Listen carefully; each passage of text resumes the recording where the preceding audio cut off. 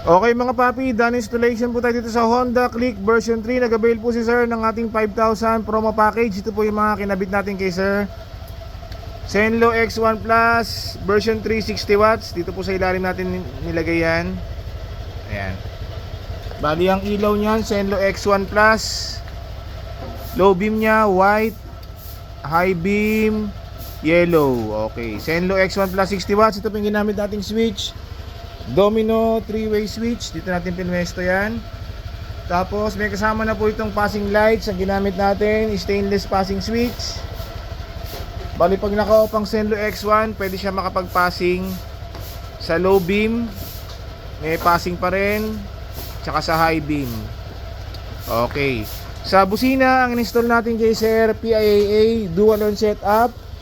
Yung stock horn selector switch natin, halo switch po ginamit. So dito, pag nakapatay yan, stock horn. Para mag-activate yung rapid, long press lang po. Okay, so kasama na sa package yung rapid, then switch, PIA horn, rapid, long press. So may kasama na rin po itong combo lights. So para rapid, low beam, high beam. Ayan. Okay mga paps, so kung nagustuhan nyo po yung ganito mga promo packages natin, magpunta lang po sila dito sa Scooteristas online shop. Maraming salamat po.